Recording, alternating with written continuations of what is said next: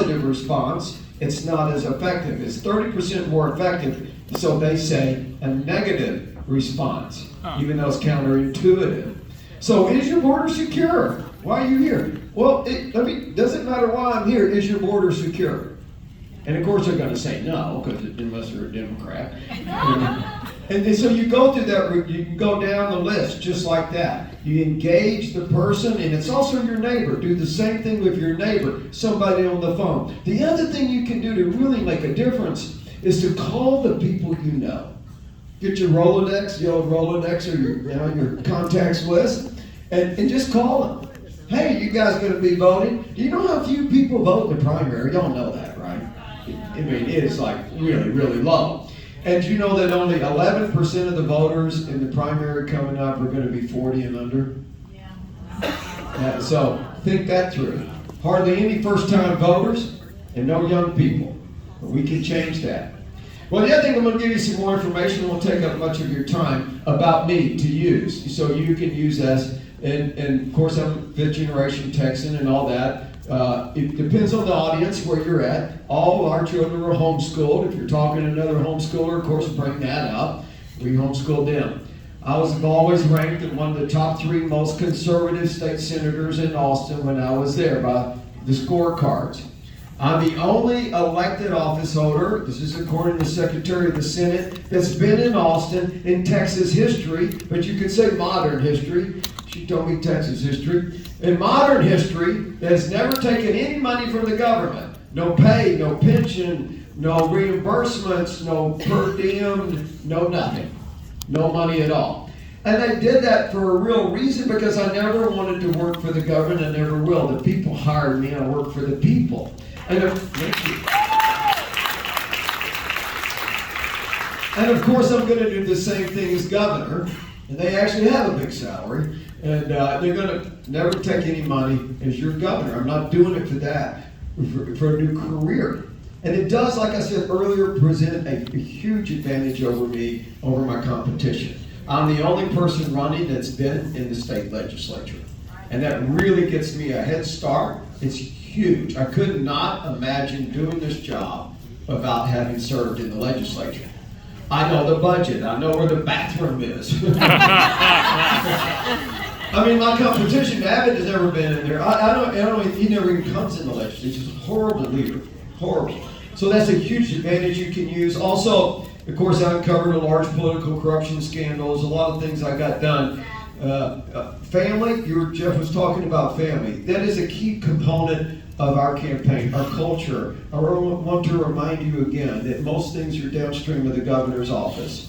Our virtues, our culture, our legislation. I plan on getting prayer back in the schools, in every classroom. So you can use that. I plan on getting Bible study in our middle schools and bring that back. I'm not worried about the litigation. I'm not worried about the lawsuits. I'm worried about Texas. Remember, there's 3 legs to the stool: the executive branch of our government, the legislative branch, and the judicial branch. The judges cannot enforce the law. The executive branch enforces the law. I'm not worried about a bunch of Supreme Court justices coming down here and keeping us from praying in our schools.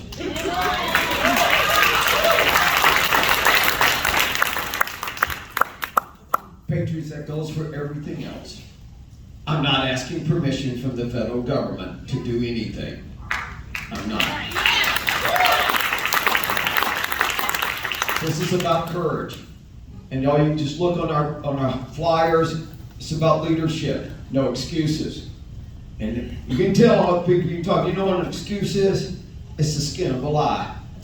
And that's what it is. And we're tired of them. We're tired of the lies. If you want to elect somebody that wants to sing Kumbaya with the other side or bring them across the aisle, you need to go vote for that other guy. This is a battle. This is a war. And we're going to hit them right in the face.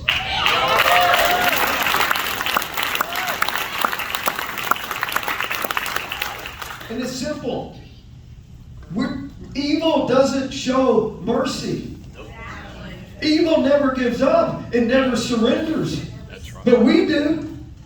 Why is that? Why is it that the Republicans and liberty lovers, we win one victory and we go, let's go to the beach and have a margarita and celebrate? They're very long-term oriented. Yeah. They never give up. Neither am I. I'm in here to fight to the end. Thank you guys so much for coming out. Thank you very much. Carrie's gonna wrap it up right now, but I can tell you real quick again, we're on a path to victory. I wouldn't have got into this race if I knew we weren't gonna win. We're gonna win this. We are gonna win this. They said the same thing about me when I knocked out that 25-year incumbent that was sitting in Senate District 16. They said, no way that can be done. Nobody's ever knocked out a Republican in a primary before. And I said, I have 142 days. That guy's dead. I took him down. He outspent me 3-1. 3-1. And he controlled Dallas County. I'm telling you that because I know what it's like to be an underdog. I know what it's like to be underestimated. And the media and all the liberals and all the rhinos are underestimating what it means to get the grassroots behind you, to get the real conservatives behind you, because that is the Republican Party of Texas. You are the Republican Party of Texas. The most conservative candidate, the perceived most conservative candidate, has won every statewide race over the last 12 years in the state of Texas. Abbott was perceived that way in 2014. And he's proven that he's not. He's proven he's the worst nightmare we've ever had for governor. Yes. But that's not going to be the case anymore. No. We're on a path to victory, and we're going to win. Thank you guys so much. Thank you for being here. Let's take applause.